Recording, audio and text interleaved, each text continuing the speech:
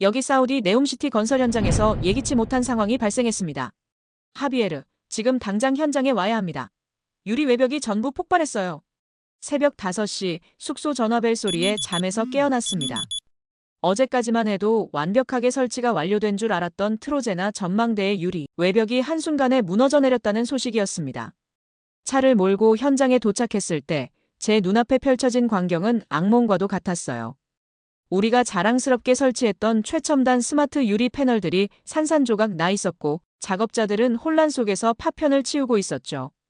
밤사이 갑작스러운 온도 변화와 모래 폭풍이 겹치면서 특수 제작된 유리 패널의 내구성을 넘어선 것이었습니다.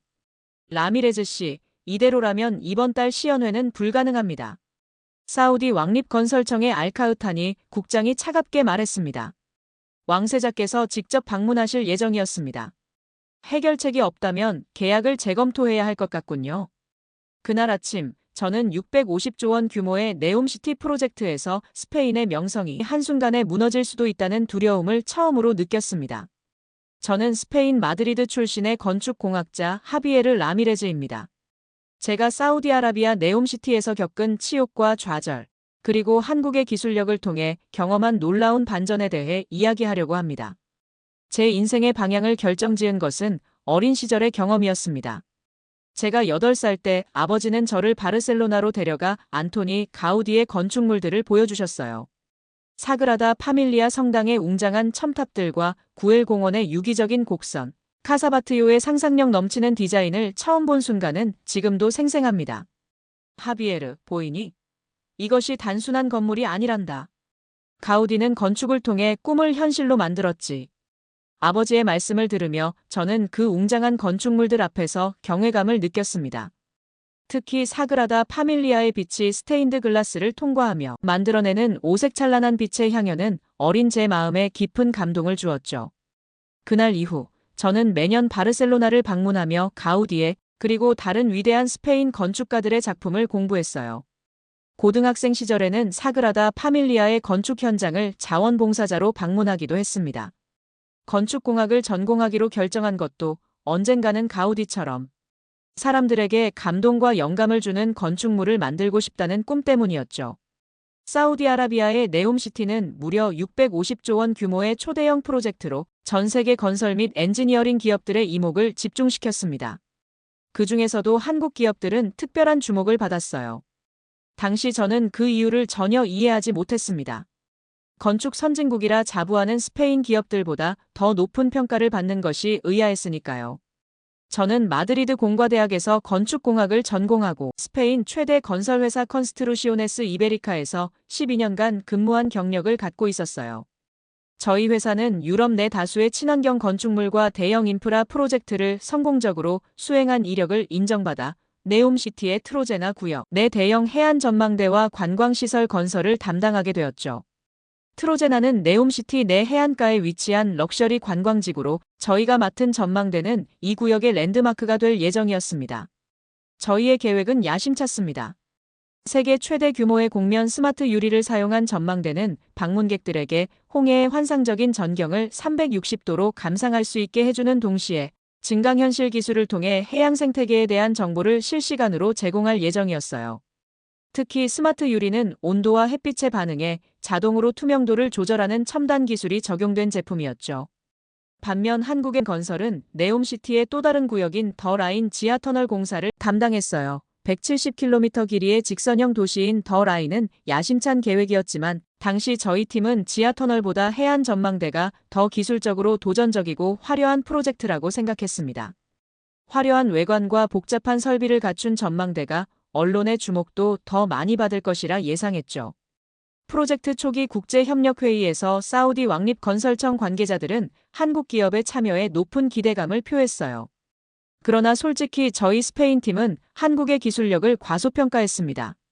유럽의 오랜 건축 역사와 첨단 설계 기술이 극한의 사막 환경에서도 우월함을 증명할 것이라 자신했으니까요. 특히 저희 팀은 스마트 건물 시스템과 지속 가능한 에너지 활용 분야에서 세계 최고 수준이라고 자부했죠. 하지만 실제 공사가 시작되자 모든 것이 예상과 다르게 흘러갔습니다. 현장에 첫 발을 디딘 날, 저희가 마주한 것은 도면과 시뮬레이션으로는 상상할 수 없었던 극한의 환경이었어요. 기온은 끊임없이 50도를 넘나들었고 예고 없이 몰아치는 모래폭풍은 작업 현장 전체를 순식간에 뒤덮었습니다. 스페인의 건조한 기후에서 일한 경험이 있다고 생각했지만 네옴의 현실은 그와는 차원이 달랐죠. 라미레즈 씨, 이곳은 지구상 가장 혹독한 환경 중 하나입니다. 우리 계획대로 진행할 수 있겠습니까? 사우디 왕립건설청의 하산 알카흐탄이 국장이 물었습니다. 물론입니다. 저희 팀은 어떤 환경에서도 적응할 준비가 되어 있습니다. 자신감 넘치는 제 대답이 얼마나 순진했는지 나중에야 깨닫게 되었어요. 첫 2달간은 계획대로 순조롭게 진행되었죠. 저희 팀은 전망대의 기초공사를 마치고 핵심 시설인 스마트 유리 패널과 증강현실 시스템 설치를 시작했습니다. 이 시스템은 유럽에서 이미 성공적으로 운영되던 모델을 사막 환경에 맞게 개선한 것이었어요. 사우디 왕립건설청 관계자들은 저희의 진행 속도와 첨단 기술에 감탄했고 저 역시 처음에 우려를 잊고 자부심을 느꼈습니다. 그러나 공사 시작 75일째, 첫 번째 심각한 문제가 발생했어요. 사흘간 지속된 모래폭풍 이후 증강현실 시스템의 센서들이 오작동을 일으키기 시작한 것입니다. 미세한 모래 입자들이 정밀 센서 내부로 침투해 오류 신호를 보내고 있었죠. 동시에 스마트 유리 패널은 예상보다 훨씬 심각한 스트레스를 받고 있었습니다. 유럽 기준으로 설계된 패널이 네옴의 극한 온도 변화를 견디지 못했던 것입니다. 일부 패널에는 미세한 균열이 발생하기 시작했고 이는 시간이 지날수록 악화되었어요. 라미레즈 씨, 이런 문제들은 설계 단계에서 예측하지 못했던 건가요? 알카흐탄이 국장의 질문에 답하기가 난처했죠. 죄송합니다. 저희가 가진 데이터로는 이 정도 수준의 모래 침투와 온도 변화를 예상하지 못했습니다. 하지만 곧 해결책을 찾겠습니다. 저희 팀은 즉시 대책 마련에 나섰어요. 센서에 특수방진 보호막을 설치하고 유리 패널의 설치 방식을 변경했으며 추가 강화 처리도 진행했습니다. 마드리드 본사에서는 최고의 엔지니어들이 24시간 원격으로 문제 해결을 지원했죠. 하지만 상황은 나아지지 않았습니다. 새로운 보호막은 모래바람에 2주도 버티지 못했고 변경된 설치 방식에도 유리 패널의 문제는 계속되었어요. 추가 강화 처리는 비용만 증가시켰을 뿐 근본적인 해결책이 되지 못했죠. 그리고 결국 모든 노력에도 불구하고 그 끔찍한 사고가 발생했습니다. 밤사이 급격한 온도 변화와 모래 폭풍이 동시에 닥치면서 이미 설치된 스마트 유리 패널의 상당 부분이 파손된 것입니다. 다행히 인명피해는 없었지만 우리의 자존심과 명성은 산산조각이 났어요. 시연회를 불과 한 달 앞둔 시점에서 저희 팀은 프로젝트 실패의 위기에 직면했습니다. 스페인 본사에서도 긴급 화상회의가 소집되었고 CEO는 강한 불만을 표했죠. 라미레즈, 이런 상황이 벌어지도록 한 책임은 전적으로 당신에게 있어. 어떻게든 해결책을 찾아야 합니다. 그렇지 않으면 회사의 미래와 당신의 경력이 끝날 수도 있어. 그러던 중에 화상회의 중 뜻밖의 순간이 찾아왔어요. 저희 회사의 기술자문위원으로 참여하고 있던 사우디 왕립공과대학의 알만수르 교수가 발언권을 얻었습니다. 잠시 말씀드려도 될까요? 저는 지난주 한국팀의 지하터널 공사 현장을 방문했습니다. 그들이 사용하는 기술은 정말 놀라웠어요. 특히 극한 환경에서 전자장비를 보호하는 그들만의 시스템이 인상적이었습니다. 우리가 직면한 문제, 특히 센서 오작동과 재료의 내구성 문제는 한국팀이 이미 해결한 것으로 보입니다. CEO가 관심을 보였죠. 알만수르 교수님, 더 자세히 설명해 주시겠습니까? 네, 한국팀은 극한 환경 대응 시스템을 개발했어요. 이 시스템은 중동과 북아프리카의 여러 프로젝트에서 성공적으로 적용되었습니다. 그들의 접근법은 단순히 문제가 발생한 후 해결하는 것이 아니라 가능한 모든 극한 상황을 미리 예측하고 대비하는 것에 있죠. 알만수르 교수의 설명에 회의실은 잠시 조용해졌습니다. 그동안 우리가 무시했던 한국 기술의 우수성이 이런 방식으로 확인되는 것이 불편했기 때문일 것입니다. CEO가 다시 말을 이었어요. 라미레즈, 가능하다면 한국팀과 접촉해보시오. 우리의 자존심보다 프로젝트의 성공이 중요합니다. 화상회의가 끝난 후 저는 심각한 문제 해결에 고심하던 중 결국 더 라인 지하터널 공사 현장을 방문하기로 결정했어요. 사막 한가운데 위치한 공사 현장에 도착하자 저를 맞이한 것은 상상했던 것과는 전혀 다른 광경이었죠. 한국팀의 공사 현장은 엄청난 규모의 정교한 시스템이 유기적으로 작동하는 거대한 기계와 같았습니다. 거대한 터널 굴착기가 끊임없이 사막 아래를 파고들고 있었고, 작업자들은 마치 오케스트라의 연주자들처럼 각자의 역할을 완벽하게 수행하고 있었어요. 특히 놀라웠던 것은 현장의 청결함이었죠. 모래폭풍이 불어닥치는 사막 한가운데 있음에도 불구하고 모든 장비와 시설은 먼지 하나 없이 깨끗하게 유지되고 있었습니다. 안녕하세요. 저는 트로제나 전망대 프로젝트의 하비에르 라미레즈입니다. 저는 현장에서 만난 한국 엔지니어에게 저를 소개했어요. 아, 반갑습니다. 저는 김진석입니다. 더라인 터널 구간의 총괄 이사죠. 그는 친절하게 손을 내밀었습니다. 무엇을 도와드릴까요? 사실, 저희 프로젝트에서 몇 가지 기술적 문제가 발생했어요. 특히 센서 시스템과 유리 패널이 극한의 환경에서 제대로 작동하지 않고 있습니다. 어떻게 이런 모래폭풍과 극심한 온도 변화 속에서도 모든 시스템이 완벽하게 작동하는지 궁금했어요. 김 이사는 미소를 지으며 대답했죠. 직접 보여드리는 게 좋겠네요. 저희 통제실부터 둘러보시겠어요?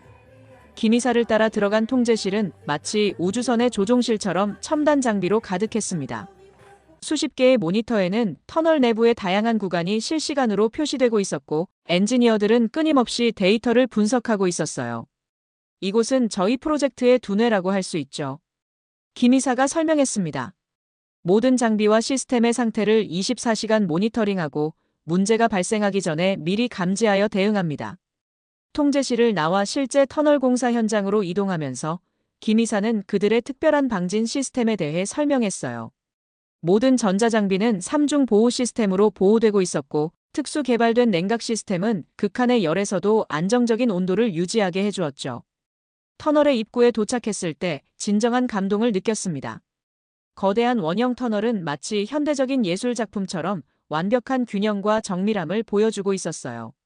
수십 미터 높이의 터널 벽면은 특수 처리된 강화 콘크리트로 이루어져 있었고, 천장에는 첨단 환기 및 조명 시스템이 빈틈없이 설치되어 있었죠. 이 터널은 단순한 통로가 아닙니다. 김 이사가 자랑스럽게 말했어요. 미래 도시의 생명선이죠. 모든 물류, 교통, 에너지, 통신 시스템이 그리고 도시의 핵심 기반 시설이 모두 이 터널을 통해 연결됩니다. 터널 내부로 들어서자 마치 다른 세계에 온 듯한 느낌이 들었어요.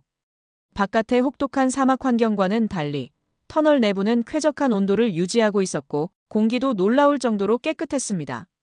수십 대의 기계가 쉴 새 없이 작동하고 있었지만 소음은 최소화되어 있었죠. 한 부분에서는 특수 개발된 로봇이 터널 벽면을 점검하고 있었어요. 이 로봇은 미세한 균열이나 응력 포인트를 감지하여 실시간으로 통제실에 보고한다고 김 이사가 설명했습니다. 라미레즈 씨, 이건 저희가 개발한 특수 유리 패널입니다. 김 이사는 작은 실험실로 저를 안내했어요. 그곳에서 한 엔지니어가 세라믹과 유리의 복합 소재로 만들어진 패널의 다양한 테스트를 진행하고 있었죠. 이 소재는 마이너스 40도에서 80도까지의 온도 변화를 견딜 수 있으며 모래 마모에도 강한 내구성을 보입니다. 그 순간 저는 저희가 맞닥뜨린 기술적 문제들을 한국팀은 이미 오래전에 해결했다는 사실을 깨달았습니다. 그들의 접근법은 근본적으로 달랐어요. 저희가 유럽에 검증된 기술을 사막 환경에 맞게 개선하려 했다면 한국팀은 처음부터 사막 환경에 최적화된 시스템을 개발한 것이었죠. 현장 견학이 끝나고 김 이사는 사무실에서 커피 한잔하자고 제안했어요. 그의 사무실은 소박하지만 정돈되어 있었고 한쪽 벽에는 한국의 전통 건축물 사진들이 걸려 있었습니다. 김 이사는 작은 탁자 위에 놓인 2개의 머그컵에 각각 한국식 믹스커피를 담았습니다. 그리고는 바로 생수를 붓더니 냉장고에서 아이스를 한가득 넣었습니다. 그러고는 저어서 제게 주었습니다. 저는 무슨 마술을 보는가 했습니다. 뜨거운 물을 붓지도 않았는데 녹는 커피며 눈앞에서 아이스 커피를 이렇게 손쉽게 만들다니요. 김 이사가 말했어요. 이것은 우리나라에서 가장 사랑받는 커피예요. 한국 믹스커피라고 하죠. 커피, 설탕, 프림이 완벽한 비율로 혼합되어 있어서 건설 현장같이 바쁜 곳에서도 금방 맛있는 커피를 마실 수 있어요. 저희 직원들은 이 커피 없이는 하루도 시작할 수 없을 정도랍니다. 저는 호기심에 한 모금 마셨죠.